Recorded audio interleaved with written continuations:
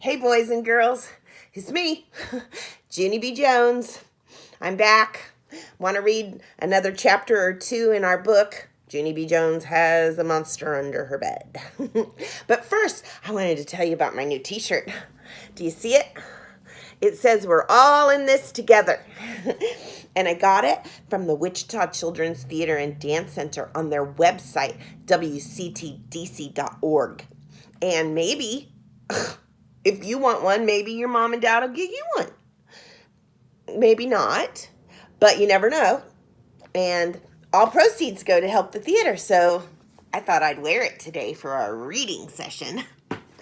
Okay, let's try to read chapters 2 and 3 today and see what else there is to learn about that monster that Polly Ellen Puffer talked about last week.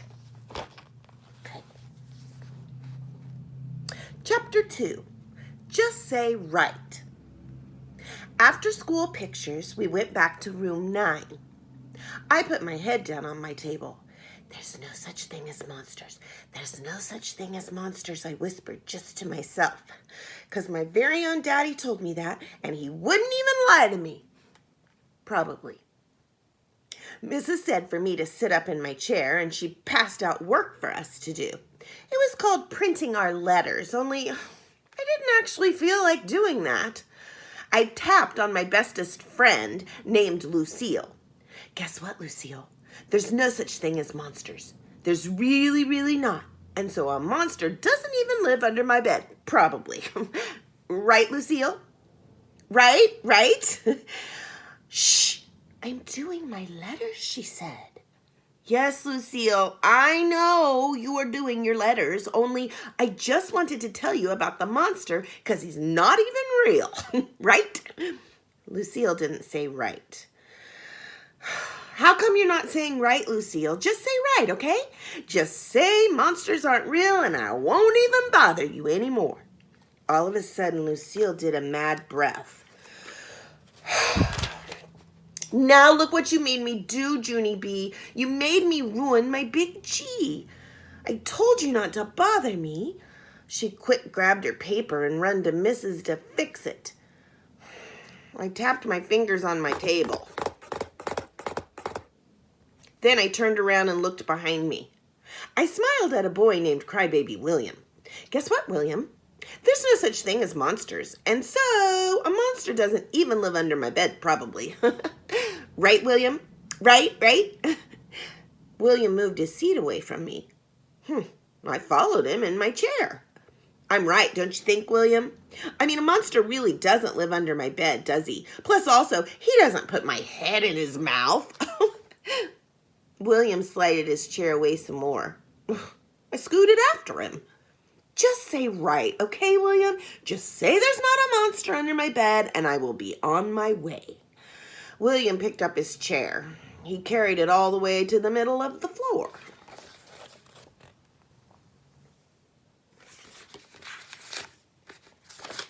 That's how come I had to carry my chair to the middle of the floor, too. I sat down, and I smiled very sweet. Right, William? I'm right, aren't I? I said. Only too bad for me, because just then I felt hands on my shoulders. I looked up. It was Mrs. I did a gulp. Hello! How are you today? I said, kind of nervous. Mrs. zoomed my chair back to my table. It was not fun. I quick picked up my pencil. Guess what? I'm going to do my work now, I said. Plus also, I'm not even going to talk because I don't actually like anyone in this area.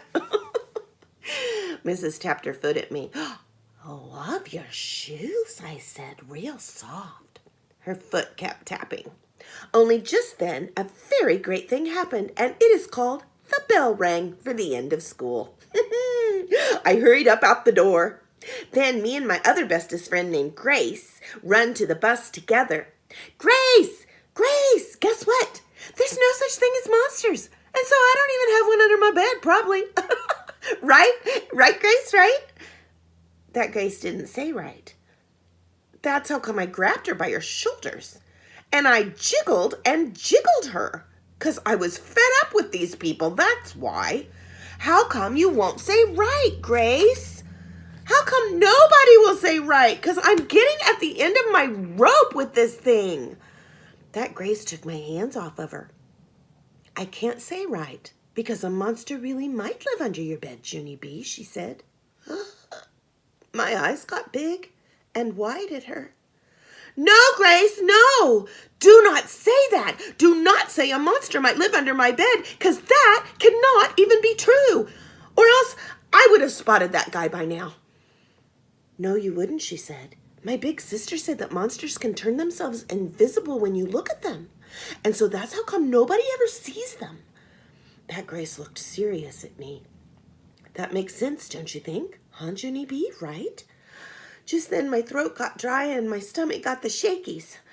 I looked out the window, very upset, and I didn't say right. Chapter 3, The Invisiblest Guy. I ran in my house and hollered for my Grandma Helen Miller. Grandma Miller! Grandma Helen Miller! I am so glad to be home because today was not a very good day at my school. Grandma Miller was in the kitchen. She was holding my baby brother named Ollie. I jumped up and down in front of her. Pick me up! Pick me up! Pick me up! I can't right now, Toots, she said. I've got my hands full with Ollie. Yeah, only put him on the floor, I said, because I need a hug down here, Helen. Grandma Miller leaned down and hugged me. She said, don't call her Helen. Why don't you go change your clothes, she said. Then you and I will make some popcorn. And you can tell me all about your day. How does that sound? Just then my whole face got happy. Because popcorn is my most favorite thing in the whole wide world. Hooray, I shouted. Hooray for popcorn. I ran into my room and then I took off my shoes and my socks and my feet did a happy dance on the floor. It was called the Happy Feet Popcorn Dance. They danced around and around. Also, they jumped on my bed and they sprang to the floor and they did a giant twirly on my rug. And I clapped my hands real joyful. Grandma, hey Grandma, guess what? I'm having a good time in here and so I'm not even thinking about the monster under my bed. Just then, I did a gulp. Because I shouldn't have said that, I think. I looked at my bed kind of nervous. What if the monster was under there right this very minute? And what if he was looking at my piggy toes? And what if he wanted to eat them?